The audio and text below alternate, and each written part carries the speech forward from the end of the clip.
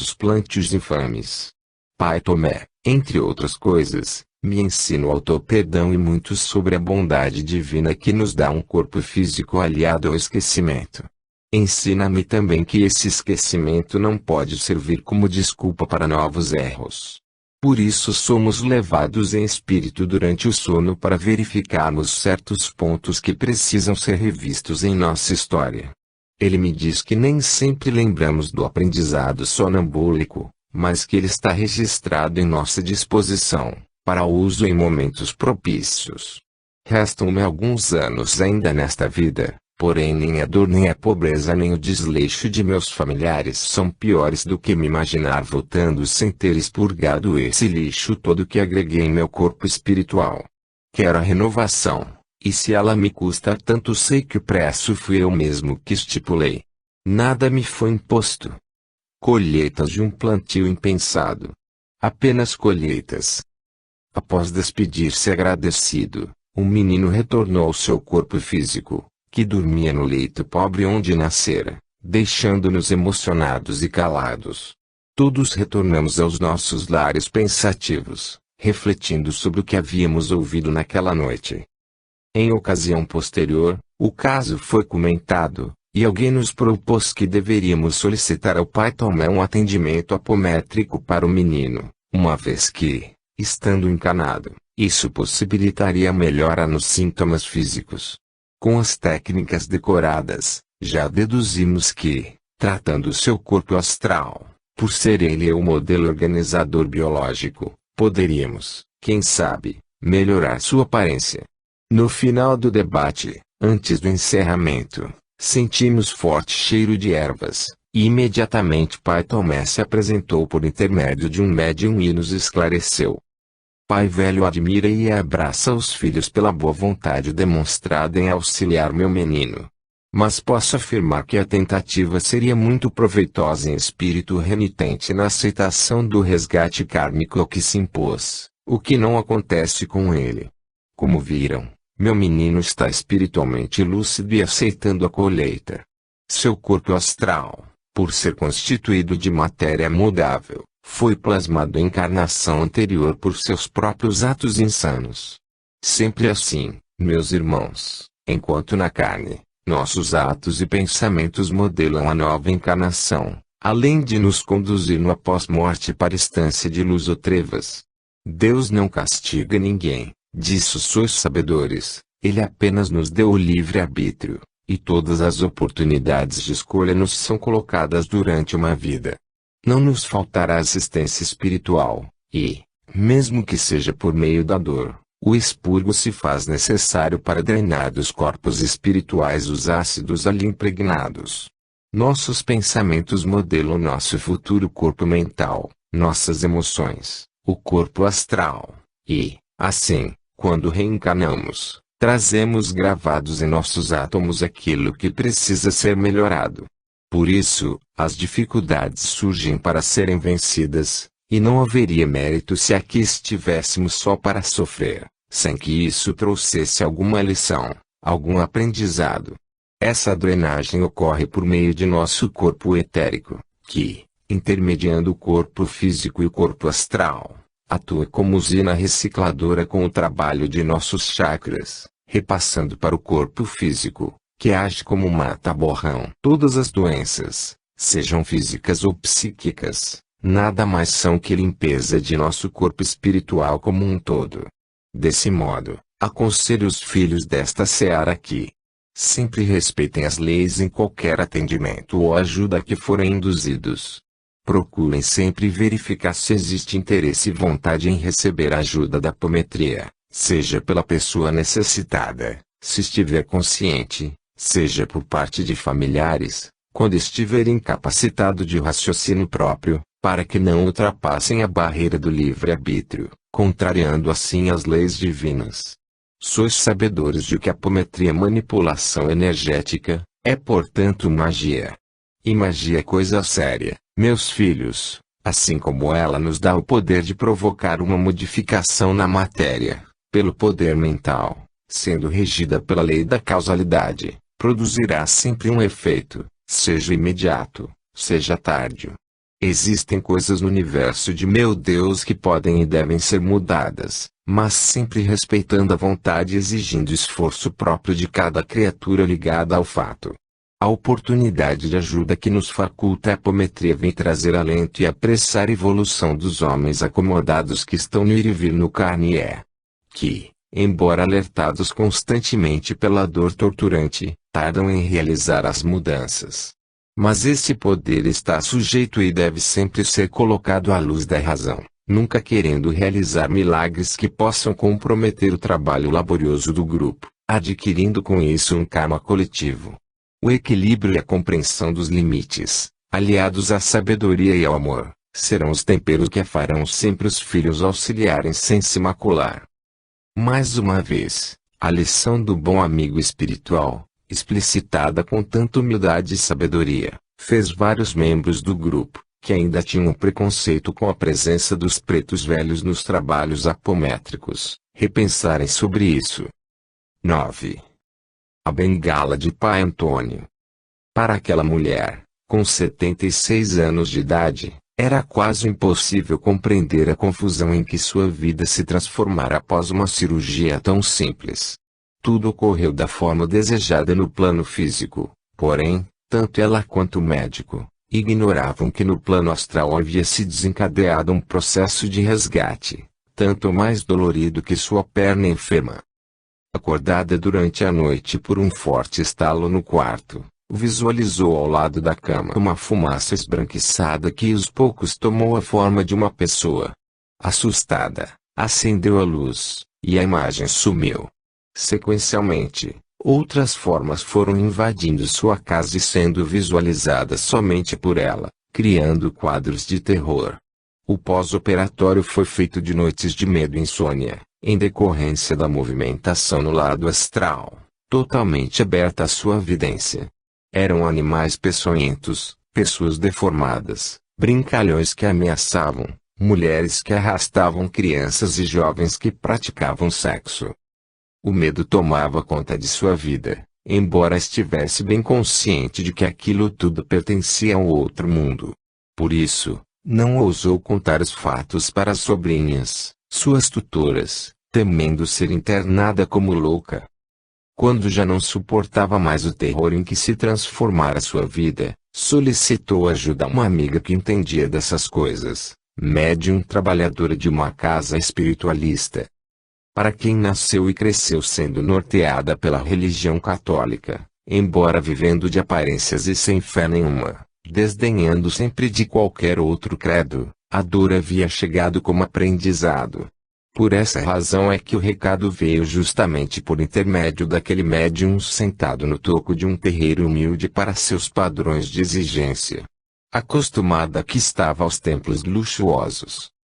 No lado material, aquela senhora comparava com um gás simples, iluminado apenas por algumas velas, com os altares pomposos iluminados por castiçais banhados a ouro. As paredes toscas daquele local eram comparadas com os vitrais das catedrais, e o alguidar de barro fumegando, com a defumação usando sofisticados incensários, hoje infelizmente pouco usados nas igrejas.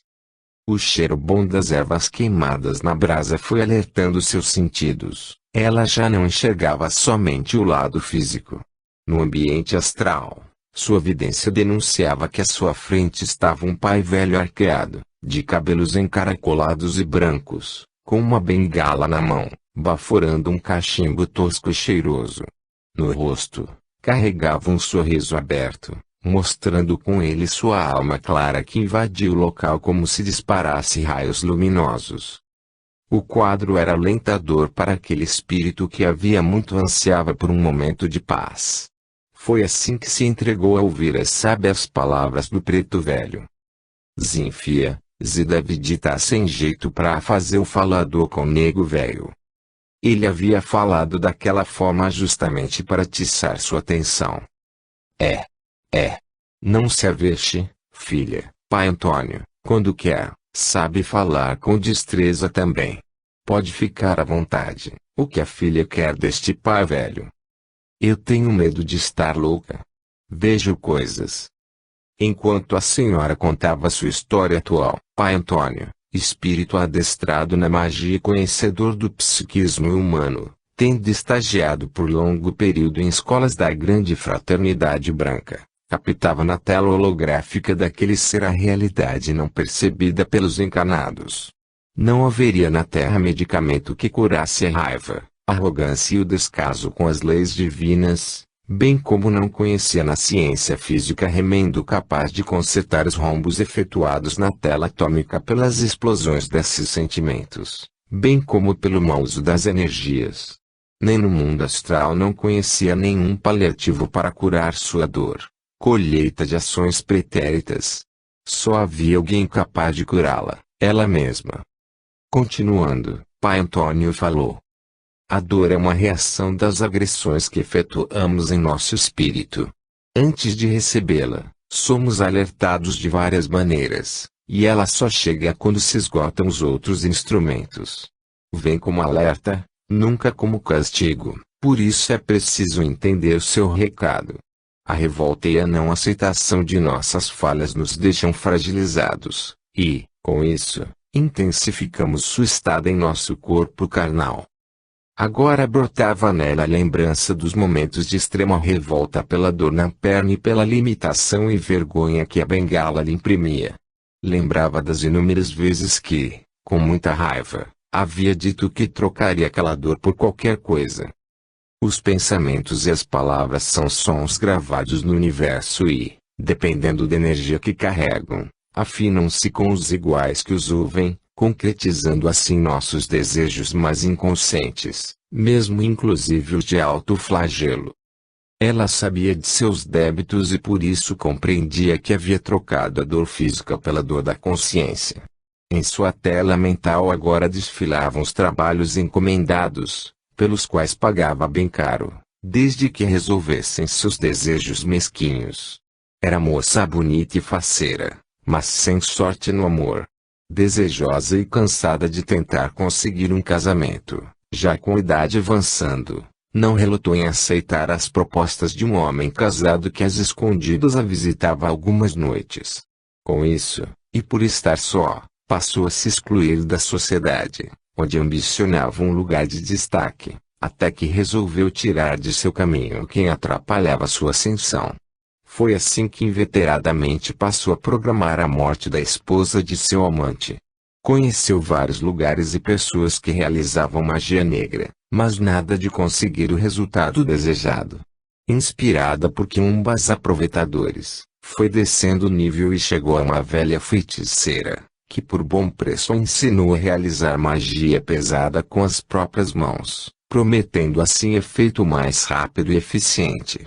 Usou os elementos e os elementares artificiais, condicionando-os ao seu mando e energia, e mesmo assim não conseguiu o desejado, pois a vítima vibrava em outro diapasão. A inveja e a raiva corroíam-lhe o ser todas as vezes que via o homem desejado frequentando a missa aos domingos com a esposa. Pai Antônio sabe que a dor e o medo têm feito a filha refletir e tomar consciência de sua responsabilidade. Nenhum pecado é maior do que a força do perdão, portanto cabe a você, e só a você, desligar-se das entidades e das forças a que se aliou no passado. É preciso queimar as pontes que ficam para trás em nossa caminhada e olhar para a frente com decisão. O que não pode é reconhecer os erros e neles perseverar. Enquanto o bondoso preto velho batia em suas costas com o galho verde, retirando de sua aura as energias mais pesadas adensadas ali, ela deixava que o choro lavasse seu espírito, chegando a soluçar. Nunca ninguém a tinha acolhido e mostrado que andava pelo caminho errado, com tanto amor e diplomacia. Estivera acostumada a terceirizar a solução de seus problemas, ou então a confessar seus pecados e receber penitências que não aliviavam sua alma aflita. Ali sentia-se protegida e com vontade de beijar os pés daquele espírito. Filha, humildade não pode ser confundida com humilhação. Só existe um espírito que merece toda a nossa veneração, Deus, nosso Pai. De resto, somos todos navegadores do mesmo mar em busca de um porto seguro, somando erros e acertos. Vá e repense sobre seus atos e se proponha a mudá-los para que possa mudar sua energia. Sua dor foi o portão que se abriu para tirá-la da prisão. Ao sair daquele lugar, a sensação era de tamanho alívio que parecia um pássaro liberto da gaiola. Haveria de repensar sobre tudo e compreender que o perdão é medicamento doce para dores amargas, bem como agradecer pela oportunidade ímpar que o Senhor do Universo estava lhe concedendo. Iniciaria, a partir de então, uma busca de conhecimentos sobre o mundo espiritual, conscientizando-se de sua responsabilidade e principalmente do bom aproveitamento do tempo que ainda lhe restava no corpo físico. Pai Antônio havia gravado seu endereço por saber que aquela ovelha retomava o caminho e, assim que houvesse condição vibratória, ele, auxiliado por seu amigo Exu, atuaria no desmanche daqueles artificiais, reequilibrando a balança kármica. Antes de despedir-se, Pai Antônio chamou seu cambono e, entregando-lhe a bengala, falou: "Não é a bengala que ampara nosso corpo físico que demonstra nossos aleijões. Prejudiciais são as bengalas forjadas por nosso orgulho, nas quais nos amparamos para manter posturas ilusórias. Saravá, Zifio. Saravá, meu pai. Vovó Benta." Parte 4. Refletindo sobre a Umbanda. 1. Refletindo sobre a Umbanda. Refletir sobre a Umbanda, compartilhando conceitos com os prosélitos umbandistas, torna-se algo complexo porque, no universo ritualístico externo, e no mais das vezes no interno, dada a diversidade do mundo espiritual, a legitimidade daquele que fala ou escreve sempre é questionada. Essa situação leva a uma inibição de muitas lideranças que poderiam participar mais ativamente da porta de entrada dos terreiros para fora, para a sociedade, unindo-se a outros terreiros, não somente para dentro, para o público assistente e corpo mediúnico. Atualmente, nem mesmo nas comunidades internas de cada agremiação, é possível um consenso. Ao perguntarmos para cada médium manifestado, incorporado, com uma entidade o que é Umbanda, cada uma terá um conceito e uma orientação diferente. Talvez essa situação pudesse mudar se quebrássemos o tabu de não falar em consciência mediúnica, o que nos traria muito mais responsabilidade como instrumentos dos espíritos no sentido de que seríamos artífices ativos, em vez de passivos, do que falamos e orientamos. A manutenção do tabu da inconsciência, um dogma em alguns terreiros, talvez ainda a maioria, faz-nos ficar acomodados, pois o que é dito e orientado é culpa das entidades, liberando-nos de maiores esforços, lamentavelmente também de estudar, pois o guia faz tudo. Conclui-se, assim, que pouco se estuda no meio umbandista. As discussões bizantinas nos terreiros sobre a verdadeira maneira de fazer as coisas, em que sempre se encontram detalhes ritualísticos, ditos fundamentos, que permitem a diferenciação e dão ênfase à interpretação pessoal de cada líder-chefe, inclusive dos médiuns incorporados em que a entidade dá a opinião, não raras vezes questionando diretamente a chefia dos trabalhos, só fazem demonstrar a extrema dificuldade de um campo muito fragmentado em sua relação com o mundo dos espíritos. É impossível uma uniformidade na diversidade da Umbanda pelo fato de sua natural convergência não significar unidade ritualística. Outro aspecto é que a fala dos espíritos pode ser questionada a qualquer momento pelos chefes de terreiros quando contrariados pela orientação de um guia subalterno na hierarquia do espaço sagrado. Dessa forma, são muito difíceis quaisquer mudanças na maioria dos terreiros que contrariem o interesse do dirigente encarnado. Logo, quando se trata de prática ritualística e fundamento de cada terreiro, conclui-se que dificilmente haverá uma unidade em toda a diversidade existente. Diante dessa constatação, infere-se que o movimento de convergência está, antes, ligado a preceitos mais genéricos. É consenso fazer a caridade desinteressada, o maior ponto convergente na Umbanda. Há de se refletir sobre como surgiu na Umbanda a vinculação com sua essência, fazer a caridade.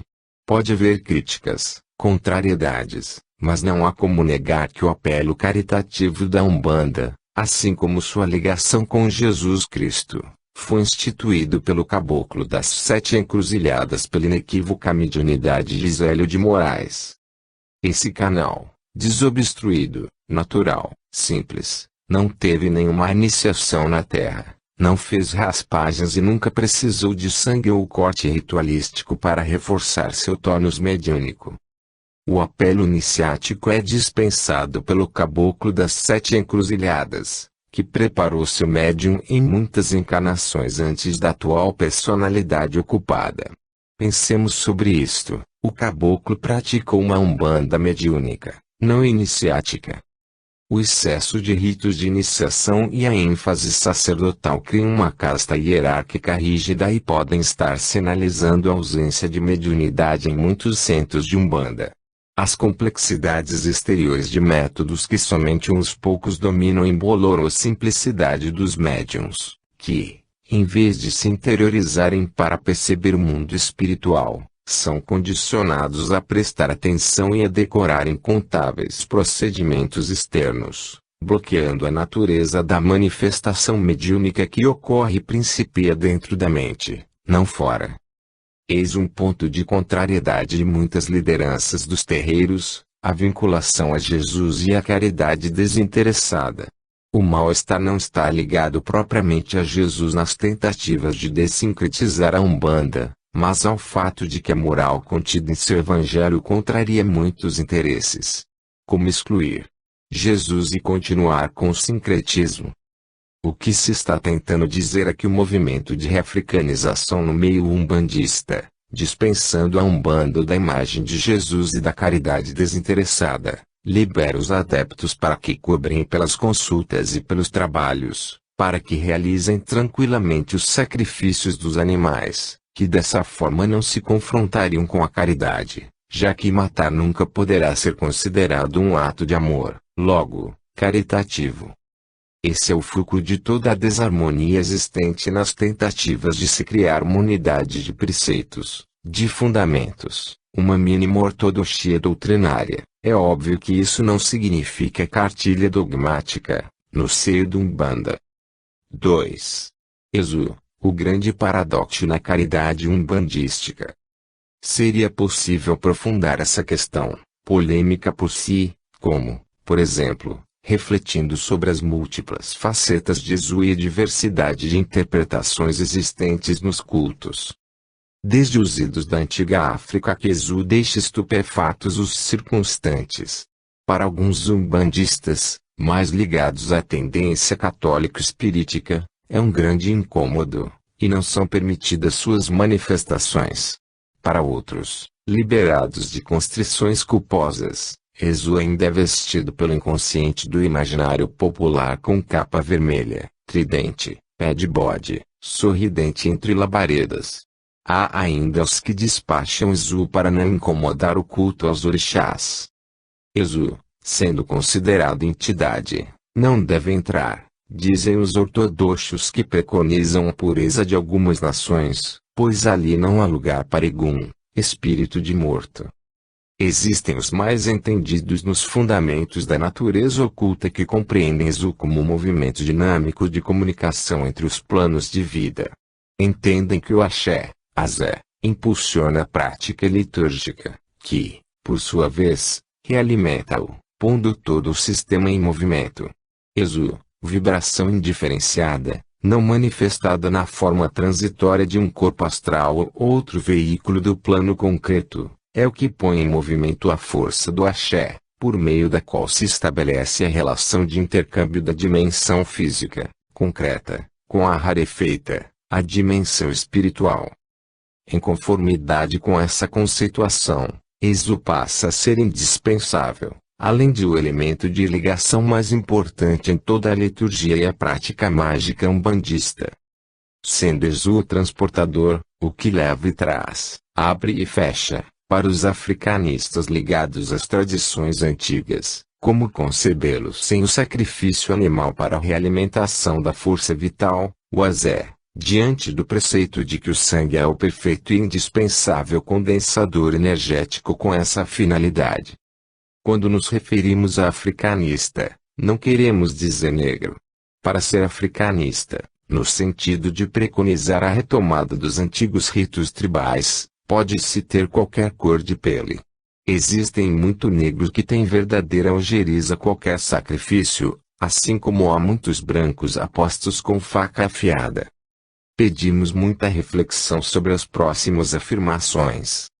Reduzir toda a movimentação das forças cósmicas e seu ciclo retrovitalizador ao derramamento de sangue pelo corte sacrificial é uma visão estreita e fetichista da divindade. É uma posição reducionista, que demonstra dependência psicológica. Na atualidade, verifica-se que essa praxis extrapola os limites de fé dos antigos clãs tribais e objetiva a manutenção financeira de cultos religiosos e o prestígio de seus chefes, dado que o sangue está ligado equivocadamente à força, ao poder, à resolução de problemas e abertura dos caminhos. Saber manipulá-lo, ter cabeça feita, ser iniciado no santo, tudo isso simboliza esse poder. Esse apelo mágico divino atrai, pelo natural imediatismo das pessoas, em resolver seus problemas. Afirmamos que é plenamente possível movimentar todo o axé, harmonicamente integrado com a natureza de amor cósmico e natureza crística da Umbanda, equilibrado com sua essência, que é fazer a caridade desinteressada e gratuita, sem ceifar vidas e derramar sangue. O próprio aparelho mediúnico é o maior e mais importante vitalizador do ciclo cósmico de movimentação do axé. Ele é o fornecedor, a cada batida de seu coração, do sangue que circula em todo o seu corpo denso, repercutindo energeticamente nos corpos mais sutis e volatilizando-se no plano etérico. Dessa forma, os espíritos mentores que não produzem essas energias mais densas e telúricas valem-se de seus médiuns que fornecem a vitalidade necessária aos trabalhos caritativos aos necessitados. Aos espíritos que vampirizam esses fluidos. São dignos de amor, amparo e socorro os que fazem as falanges de Umbanda. 3. Apelo mágico da iniciação, raspar a cabeça e deitar para o santo. Vamos levantar algumas questões para reflexão. No entanto, não visamos ao julgamento de quem quer que seja, pois o respeito ao livre-arbítrio é soberano. Por outro lado, muitos ritos das nações se contrapõem à Umbanda pelo lado estético, exterior. O luxo e a criatividade das roupas usadas contrastam violentamente com a simplicidade e austeridade umbandista. Assim, embora o caráter festivo das cerimônias das nações seja confrontado com a utilidade do trabalho simplório da Umbanda, são justamente o luxo e as apoteoses que agem como imãs sobre os médiuns que estão na Umbanda. Mesmo com o custo excessivo das iniciações e dos adereços, muitos umbandistas acabam se interessando pelas raspagens e por deitar-se para o santo. Por quê? Seguem algumas constatações dos motivos.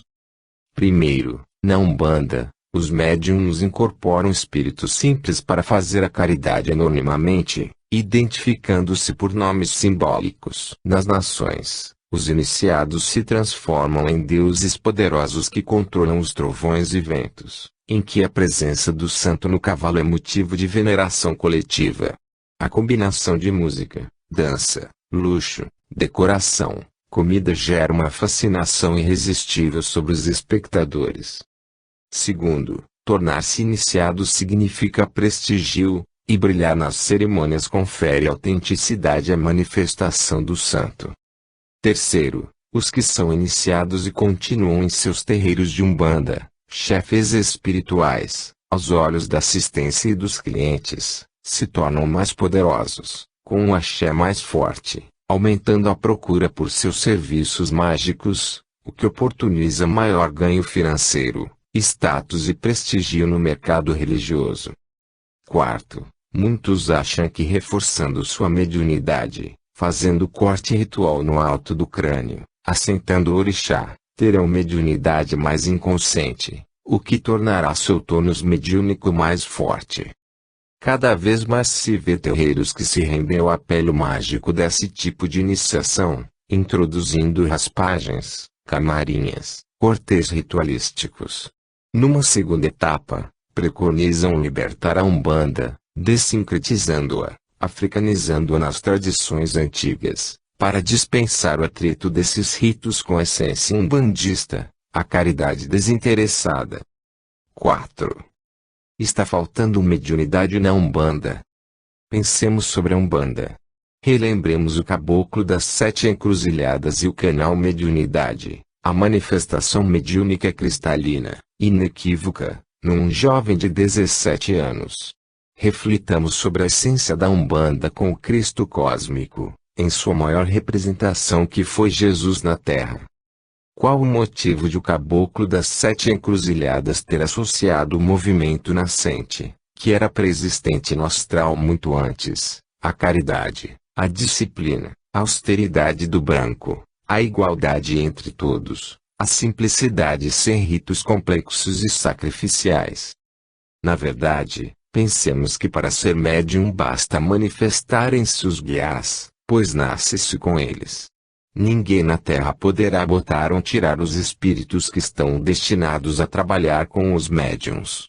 Quem tem mediunidade, quem tem coroa para trabalhar, já vem com ela antes de encarnar, não precisa pagar para ninguém firmar seu santo, assentá-lo em sua glândula pineal. A mediunidade é um dom de Deus, de Olorum, dos orixás. A Umbanda é mediúnica. Reflitamos sem julgamentos, fundamentados em fatos. Somos umbandistas. O que é ser umbandista? Fraternalmente, Yutomi, o caravaneiro do umbral. Nota: espírito indochinês que outrora atuou muito como guia batedor, pelo fato de ser profundo conhecedor da geografia das zonas trevosas umbralinas. Auxiliava as falanges da Umbanda a se movimentarem nessas regiões em suas incursões de resgate, o que o credenciou a trabalhar nos terreiros da crosta elaborando roteiros de incursões a esses locais. Fim da nota. Palavras finais do médium. Ao término desta obra, deixo registrado meu profundo apreço e respeito por todas as nações e formas de intercâmbio com o sagrado existente na face da terra. Não poderia deixar de registrar meu reencontro a Mãe Yassan Aipore Peri, espírito amigo incansável que me auxilia desde os idos do Antigo Egito. Como seu filho espiritual, conduziu-me em rito de consagração à função de sacerdote, dirigente, de Umbanda, cujos preceitos iniciáticos ocorreram nas dependências do Centro Espiritualista e Caboclo Peri, localizado na cidade de Niterói, Rio de Janeiro. Pertencer a este tronco de luz, a egrégora de Caboclo Peri dirigida por Mãe Yassan, e dos sagrados orixás da amada Umbanda, extrapolem muito o que meus limitados sentidos conseguem captar. Foi necessário o tempo para que eu pudesse interiorizar tudo o que recebi. Compartilho com o leitor um pequeno texto que me foi ofertado por uma médium amiga, na época de minha consagração, simbolizando o que devo concretizar para preservar ao máximo os preceitos, os fundamentos e as benesses iniciáticas recebidos em minha coroa pelas mãos amorosas e firmes de Mãe Yassan. Filho de Kumaite. Não revides pedra nem aceites provocação para que o fogo da intolerância não queime as flores da sabedoria que recebeste. Seja sereno como a Mãe Lua e caloroso como o Pai Sol. E quando o irmão vento estiver em fúria e tornar revoltas as águas de tuas emoções, confia no amigo tempo, ele te conduzirá pela estrada da paciência até os limites da terra das realizações. Bênçãos de Kumaite, chefe dos Kunaãs. Que o tronco de luz, que é o centro espiritualista e Caboclo Peri, e a coroa mediúnica de Mãe Yassan, estejam cada vez mais firmes para me guiarem e me protegerem através dos sagrados orixás da nossa amada Umbanda, sabedor que sou de que muitos serão os espinhos e poucas as pétalas no transcurso desta atual caminhada terrena. Norberto Peixoto. Porto Alegre, 23 de outubro de 2006. Fim.